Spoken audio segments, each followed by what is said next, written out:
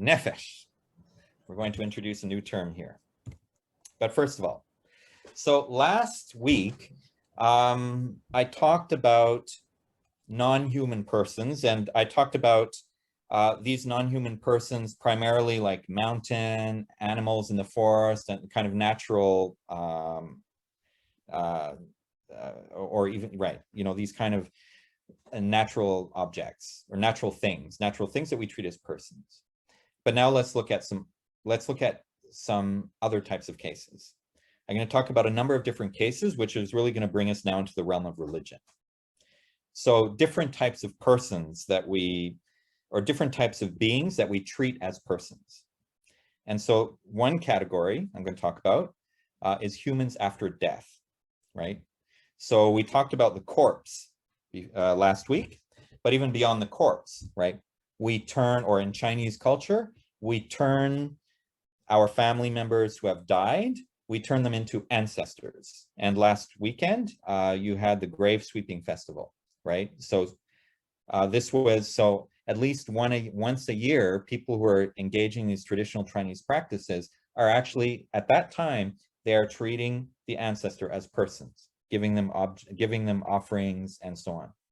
So the ancestor has a name. The ancestor is in a sense still a member of the family. And so this is treating the ancestor as a person. Or we have this idea, you know, that the soul of the dead has gone into heaven, for example, right? So this is, okay, so the soul is still a person. It has its eternal life after death. And then we also have the idea of like the ghosts, right? So we have all these dead persons who, well, actually we could go into why are they ghosts is because they haven't been treated as persons, perhaps. So they're kind of lost. They don't have a place. And so they're going around and they're bothering people in this life. Okay. So there's ghosts. So anyway, so we have these kinds of persons who are humans after their death. Another kind of person, well, these are even, again, still humans who have died.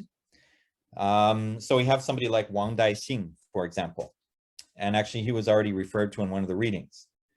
So Wang Daixing was somebody who actually lived. He lived in this world in the 18th century in Jinhua, in Zhejiang province. He was a Taoist cultivator. You know, he has a life. He literally physically lived. He was a human being in this world. But after he died, he actually became, he came to be considered to be an immortal, right? A xianren, a Taoist immortal. And then actually he came to be enshrined as a statue, and then he came to be worshipped in a temple. So we see this very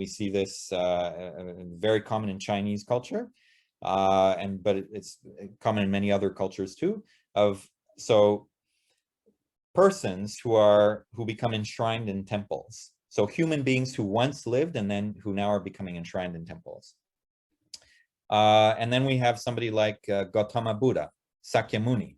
So Sakyamuni lived in India around 500 BC. He was a real physical person.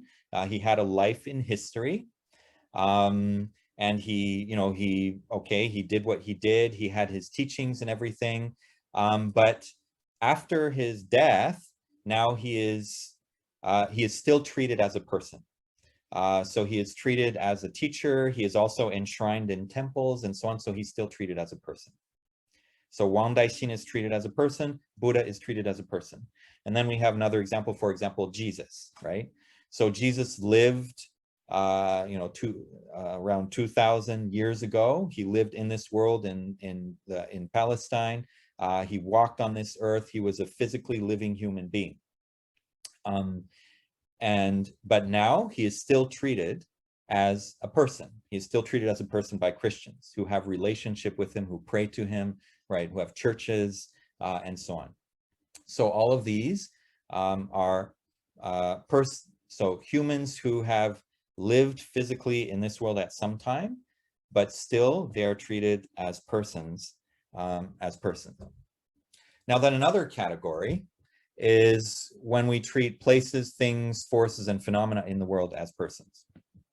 And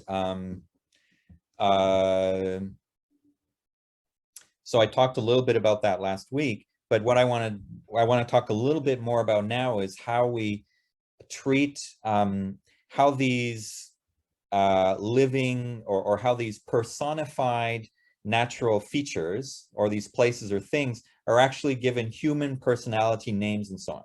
So for example, in this picture we have Mount Olympus, right? And so like anywhere in the world, you know, mountains have been personified by people. So that they have their character, their personality and everything like that. And the people living around that mountain have that personal relationship with the mountain. So similarly, the people living around Mount Olympus in Greece, they had those kinds of, they personified their mountains in this way.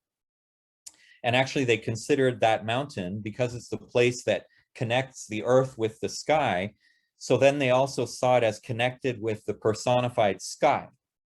And so here we have the figure of Zeus, right? As we know, right? In Greek mythology, Zeus, right? So he is considered to be the god of the sky who lives on Mount Olympus.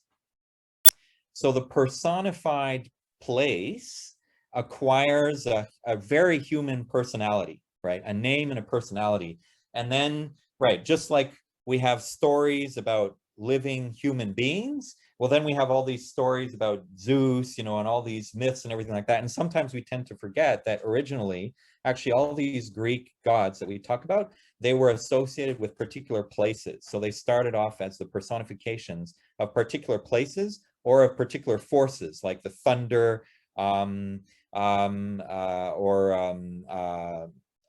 different types of phenomena. Or they were actually personifications of virtues, right? So Venus was the personification of womanhood, right? And here we have, for example, Guanyin. So she's the personification of compassion. We have Ganesh, right, in India, is a personification of wisdom. So we can see that in human cultures, people have they treat virtues, they treat qualities as persons. They have personal relations with virtues and qualities. And even they treat the whole universe as a person, right? So in India, you have Brahma, right? So here Brahma is in this picture, he's a statue, but actually the concept of Brahma is that actually the whole universe is Brahma. So whenever you're actually engaging or interacting with anything in the universe, you're actually interacting with Brahma. So we're always in a kind of a relationship with Brahma. Anything is Brahma, and so Brahma is a person, the universe is a person. So actually you're interacting, you're having a relationship with the universe as a person. And then we have so that's personifying the universe, but then we have the personification of what is the creative force underlying the universe. So beyond anything that's visible, right? And so this is what we see in the Abrahamic traditions. So Yahweh, right? So the first words there in Hebrew, right? Or Allah, right? In Arabic. And this is what's really interesting is that we could say this is the personhood. This force is understood as a person, which has a name, Yahweh or Allah. So in English, God with a capital G, right? The supreme creator God. So this is the personification or the personhood of the creative force underlying the whole universe. Now, what's interesting is that, right, this is understood as completely transcending our imagination, right? We can see the universe, but can we imagine what is underlying the universe? What is the source of the universe, the origin of the universe? What is the underlying creative force of the universe? That can't even be imagined. Completely, absolutely transcendental.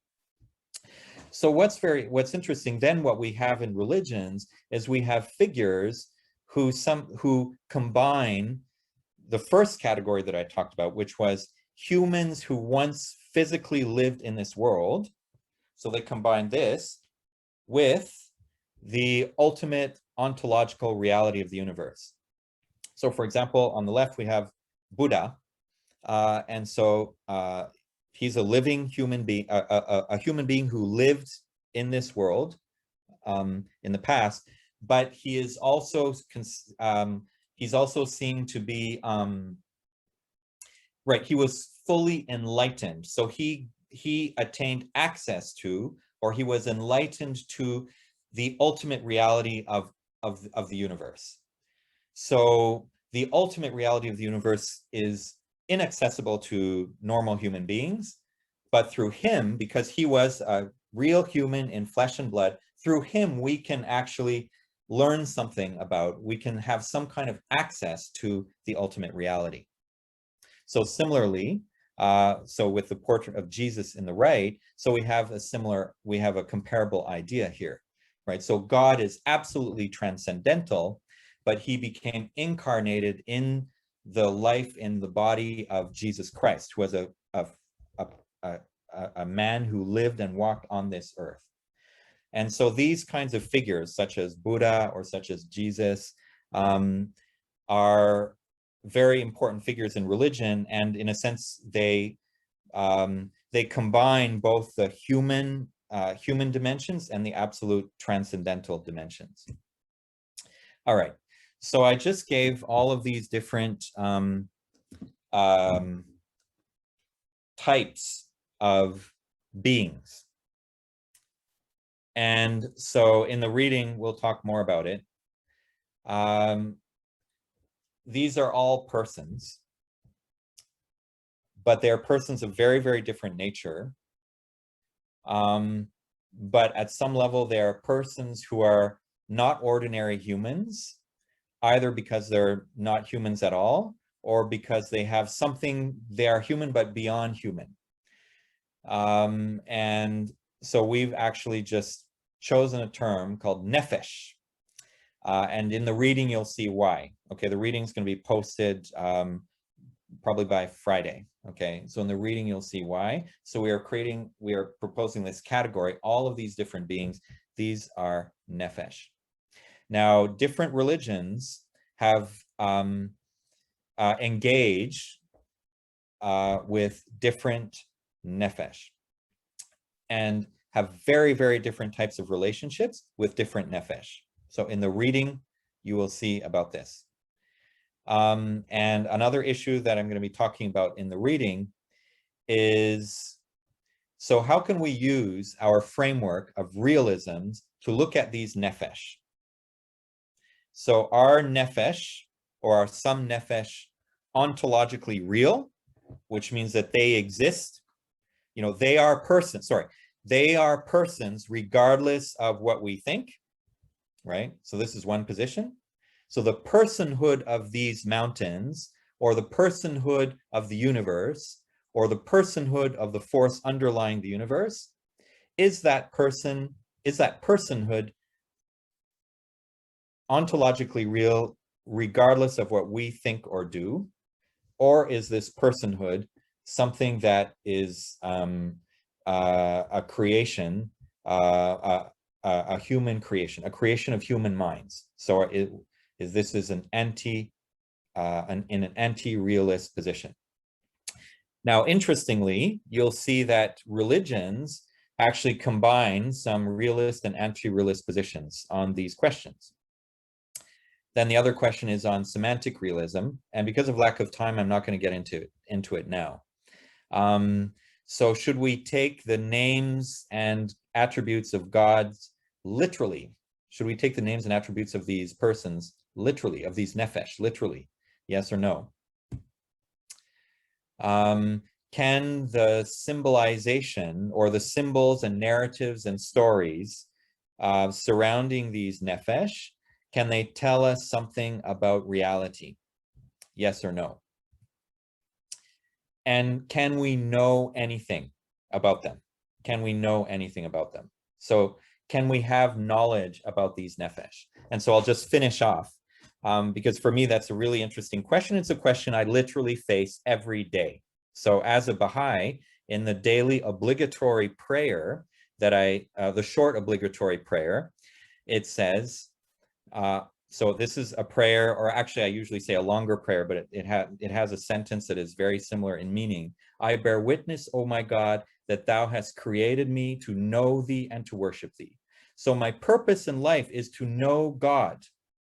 But we have statements in the Baha'i writings, which are considered to be revelations from God, which say that, so perfect and comprehensive is his creation that no mind or heart, however keen or pure, can ever grasp the nature of the most insignificant of his creatures, much less fathom the mystery of him who is the day star of truth, who is the invisible and unknowable essence.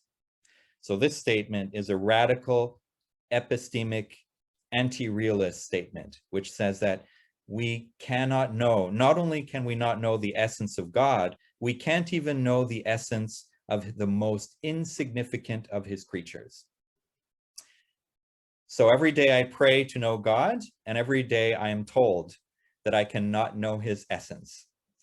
So I'll finish at that. And now Mike will go on with his lecture.